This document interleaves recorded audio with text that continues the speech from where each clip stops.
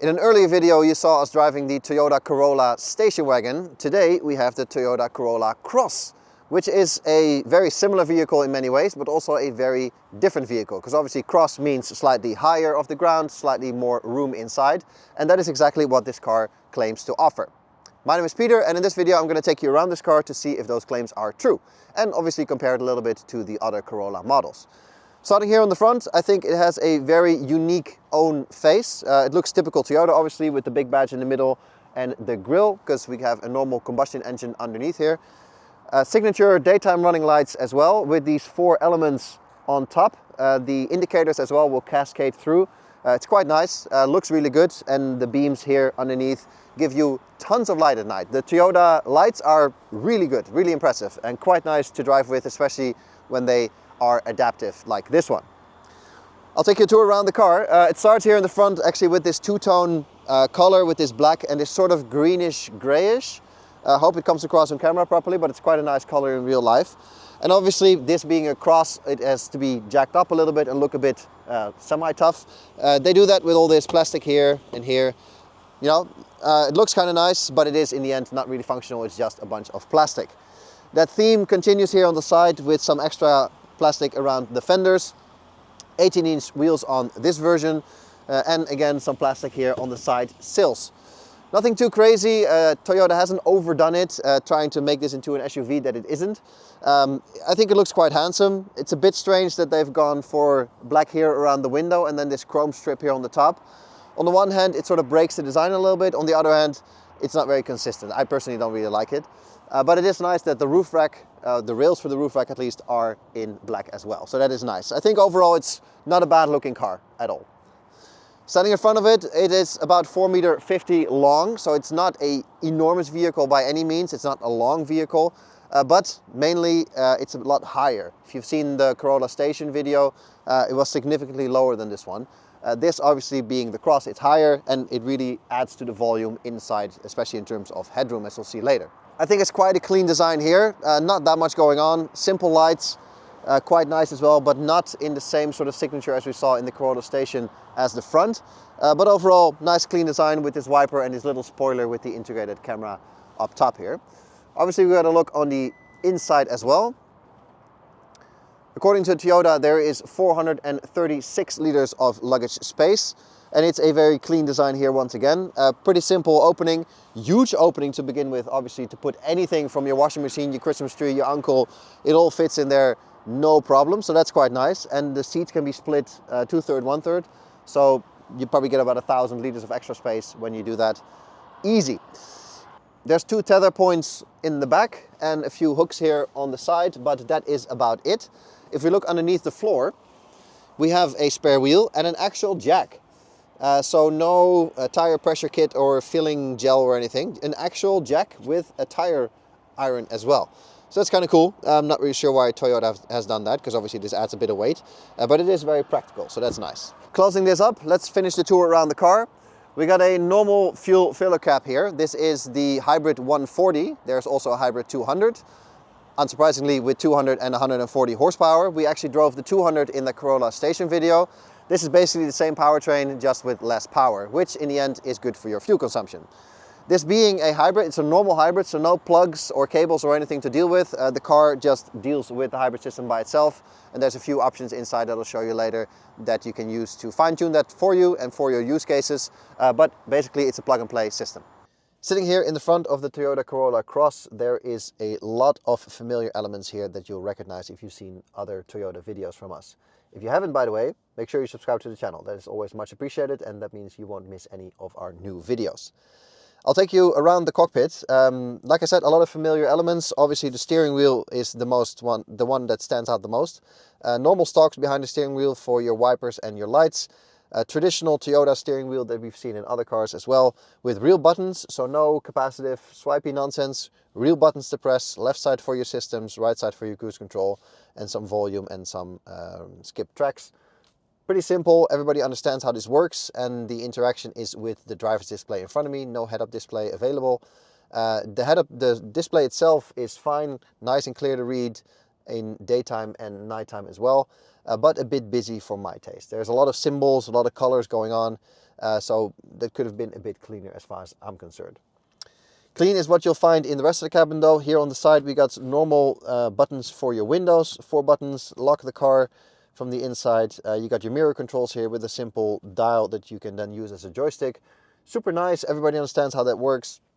Nice and simple and clean solution.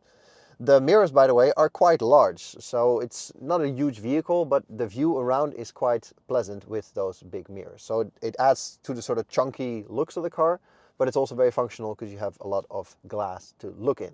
When we go around the car, obviously next to the steering wheel and the driver's display, the main point of interaction is your infotainment system. It's the system that we know from Toyota. It's not the most sophisticated system in the world, but everything works just fine. So you can see the hybrid system here, you can control your tunes, your navigation is all in here. It's not, you know, the last word in graphic design or anything, I've said that in other videos as well, but it's all robust and it functions very well. Buttons is what you get in terms of climate control as well. This whole unit here is the physical control klima unit. So, you know, simple dials to change the temperature, simple buttons to turn it all off. This is just, it's so much nicer to operate this in terms of when you're driving. It's so much easier just to press a button and not having to go to the menu to swipe and do all kinds of craziness. So this is the way you want it to be. And the same goes for this vent control. You know, everybody understands how this works. This doesn't break. You don't need a motor back in the back of it. This is just fine. The only thing that's not so nice is the piano black, but you know, that is a small detail. And there's a little bit here on the middle tunnel as well, but that is about it in this car. So it's tolerable. A little bit lower, we have 3 buttons, 1 for the steering wheel heating and 2 for the seat heating. And I say buttons, but these are switches. So you physically have to switch these like a light switch in order to turn it on or on high. And you also have to physically switch it back off again. So if you leave this like this and you get out of the car, turn the car off and everything, and you come back in, then the seat heating will still be on. So it's not on when the car is turned off, obviously, but as soon as you turn the car back on, the seat heating will be on as well. So you physically have to turn that back off. We got one USB-C here for charging next to the charging pad down here. That's your inductive charging that actually has an on-off switch here to turn it on if you so desire. I'll put my own phone in there for scale. You can see that it's not the biggest pad in the world, so if you have any phone bigger than this OnePlus 11, or if you have a big case, then it's probably not going to fit. But mine fits just. Then we have the central tunnel with this giant drive selector. I'm not really sure why this is still this size. You know, there's smaller solutions these days. But, you know, simple park, reverse, neutral, drive, and B for extra regen braking. And we have 3 buttons here on the front for your driving modes, sport, normal, and eco, traction control, and your dedicated EV button. So if there is an area where you want to drive electrically, so if there's an area where you want to be sure you're driving fully electric, then you can hit that button and the hybrid system will sort you out. So if you are in a parking garage or around your house maybe, or in some kind of environment zone, that's the button for you. We have a small SIM card tray here, I think for your phone SIM card or for micro SD cards. I did not try that out, to be honest, but you know, it's there. And we have a park and an auto hold button here if you so desire to use those. 2 cup holders here where the key and my garage clicker are. Hard plastic, non-adaptive, so that's all you're going to get. And we have a small armrest here that we can obviously also open with a 12-volt connection here for your cool box and everything else, and a little piece of cloth covering the bolts in the bottom. Not a very elegant solution, to be honest. Toyota could have done with a small plastic base as far as I'm concerned. All round, pretty good cabin. Nothing really groundbreaking in here, but also absolutely nothing going wrong. Maybe apart from the piano black plastic that I personally don't really like. But other than that, the materials are, you know, it's not rock hard cheap plastic anywhere really. It's all sort of soft. The whole dash is like that. So, you know, it's all fine. Nothing amazing, but certainly nothing going wrong either.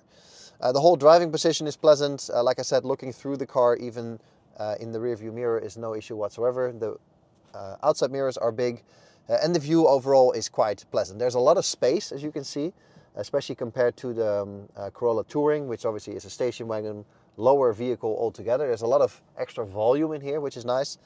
And yeah, it's a pleasant place to be. Also thanks to these seats actually that are quite comfortable. I quite easily fit in them, which is not something that happens a lot. And yeah, it's overall, it's a pleasant, comfortable place to be also for longer journeys. All right, you find us on the highway in the Toyota Corolla Cross. And right off the bat, I have to say that it is pretty loud in here. When you go above 100 like we're doing now, it does get noisy to the point where I almost have to start raising my voice to talk to you. So that's the first point of criticism right off the bat, but it is one of the very few I have to say, because the driving experience of this car is actually quite pleasant. We are in the 140 horsepower hybrid version. There's also a 200 horsepower version available that we drove in the Corolla Cross, or in the Corolla station wagon. 140 horsepower is not a lot, not even for a vehicle weighing just under 1,500 kilos. There's no way around that. Obviously, the benefit of a low horsepower engine is the fuel economy. Toyota claims 5 liters per 100, and that is about correct. Even in January with slightly wet weather, those are numbers, if you're a bit careful with your right foot, that you can definitely achieve. But yeah, things like overtaking or getting onto the highway, it's not impossible. I'm not saying it's dangerous or anything. Nothing is going wrong. It's all very doable, but it's not the last word, obviously, in acceleration. I'll give you a little example. We're doing 85 now, foot to the floor. 110, 20, 30. So it's all fine, it all works, especially in Dutch traffic, which is not too fast to begin with. But I would always go for that 200 hybrid drivetrain, because that's 60 horsepower more, which is almost 50% more than this one. And it just gives you that extra bit of ability to overtake if you want to, cross an intersection in town. It's just a little bit extra. It just makes the driving experience a bit nicer. And I know there's people in the comments that will be like, yes, but you can definitely go on ski holiday in a Kia Picanto, and it's certainly possible to go shopping in a Ferrari. Yes, I'm not saying it's impossible and it cannot be done, but it is nicer to have that little bit of extra performance available, in my opinion. That said, this is a car that gives you that fuel economy, so that is great. Obviously, that makes this car very suitable for taxis, for example. You know, in and around town, short bits where you do a bit electric and a bit on the combustion engine. It's very efficient and it's very nice. And then this form factor comes into play as well, with that extra headroom, enough space inside for people and things, and even a very usable boot.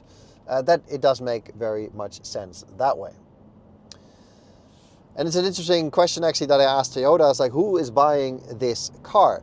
And Toyota says it's a variety of people. People upgrading from a Yaris that wanted something bigger, for example, when they start with a family.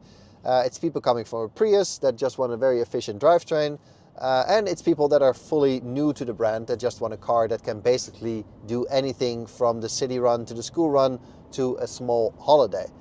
So it's interesting that Toyota builds a car in this Toyota Corolla Cross that is so accessible for anybody that already drives a Toyota, but also for people from outside the brand that are new to the Toyota experience. And that Toyota experience is actually quite nice. Like sitting here, I have good overview, I have a lot of light coming into the cabin. It's a car that's easy to place because it's not all too big. It's also a car that's easy to maneuver in tighter spaces, again, thanks to the size. So it's overall, it's very pleasant to be here. The seats are comfortable, driving position is comfortable. And once you learn to drive with this engine, you have a little gauge indicating if you're demanding eco or power mode. It's very pleasant to get through traffic. Obviously, this is here, first of all, for the outside looks. It looks better with that cover, with the design. But it's also to keep this part of the car cleaner so that you don't get your pants dirty when you get in. Nice touch. When I do get in with my 1.83 m and about 90 kilos, you can see that I pretty easily fit in here. This seat is about the same now as my driving position, so, you know, plenty of knee room available, and also here plenty of headroom available. So as far as that goes, easy for me to sit here as an adult of my size. The only downside is that the seat itself is a lot less wide than my driver's seat, so somebody with my broad shoulders is, well, slightly less comfortable back here. I just don't fit. So that can get a bit tricky on longer journeys, but anybody smaller than me, no issues whatsoever. There's a few creature comforts back here. So you get your own cup holder in the door, you get your own window control, and you can obviously lock your door as well. The materials are slightly less good as in the front. So this looks like soft touch something, but this is rock hard plastic. And the same goes for basically everything else in the door, except the point where you actually sit with your elbow. So this is slightly softer. So that's, you know, a nice touch. If I move to the middle, obviously I sit a bit higher and harder. This is not a seat for me or for any adult, but for kids no issue. And you can see that I still have quite a lot of headspace available. So obviously that's the benefit of the form factor with more volume in here, that you have mainly a lot more headroom. Moving towards the last one behind myself, you can see still plenty of space. I can show you a few of the comforts back here. We got a seat pocket in only one seat. So there's one here, but none over here. Not really sure why that is, but okay. We got some USB-Cs down here to charge your children. And we got some manual vent controls back here. Nothing too crazy. You can see they're pretty small ventilation openings to begin with. But you know, it's nice that you can adjust things a little bit back here.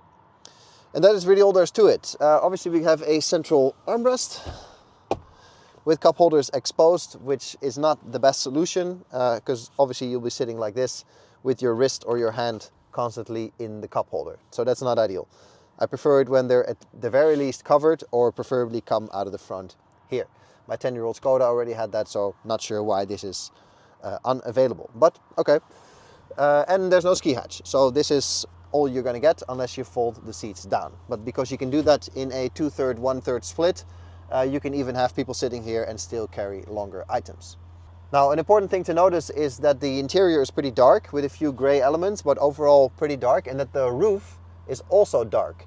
That is borderline claustrophobic, but thanks to the big windows and also the light coming from the front, it's still manageable. But it is definitely something to take into consideration when you're speccing this car, that you think about those things, that it doesn't become claustrophobic back here. The seats are not super massive, so for me it's not an issue to look through the car, but even for children it's fine. You'll see a bit of the shoulder, but in general it's very manageable, and there's a lot of light and information coming from the front, and also the communication with the front is easy to do. And also thanks to the size of the windows, you're not constantly looking into the door as a kid, even for smaller kids. So all is well back here despite the darkness of the interior. Overall, it's pretty comfortable, plenty of space to move around, and plenty of space for people and things. And like I said before, thanks to the extra headroom and the extra volume back here, it feels like a nice big car, even though it's only 4.50 m long.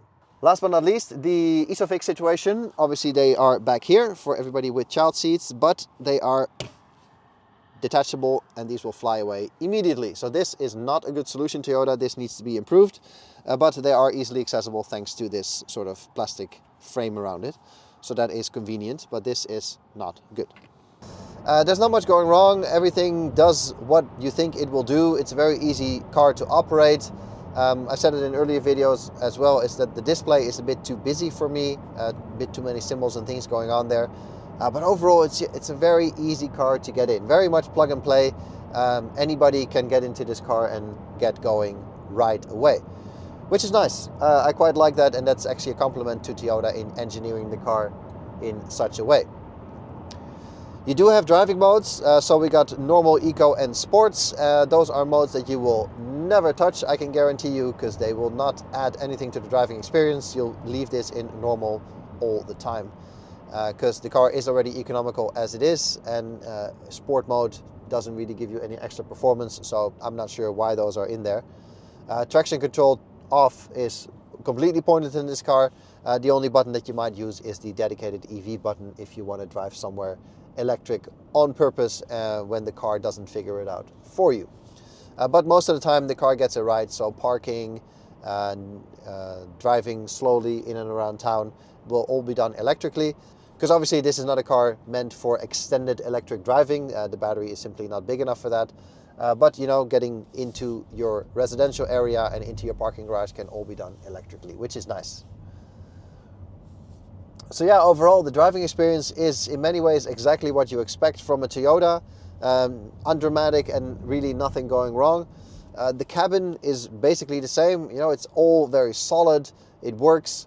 It does exactly what you think it'll do. So yeah, that's all. It's very nice. It's very, very complimentary to Toyota to be able to design a car like that. You can always make the argument that it's not exciting, or it's not groundbreaking, or it's not revolutionary and all those things. Yeah, I'm sure that's true, but I don't think that's the reason you buy cars like these. These are, you know, real cars for real people in the real world at a good price. So, you know, some corners might be cut with the materials in the back door, for example.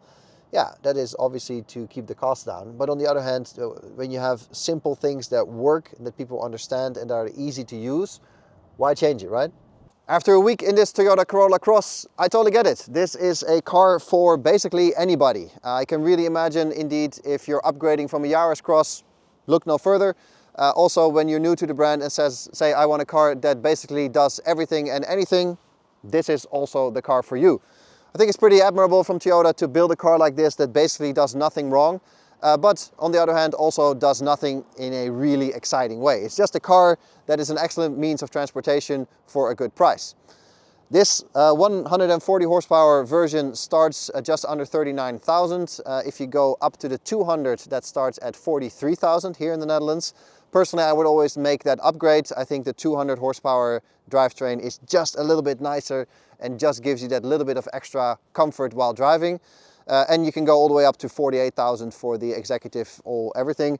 Overall, I think it's a great car that basically does nothing wrong without it being exciting in any way, shape or form. But just a good vehicle for basically anybody that's looking for something in this size.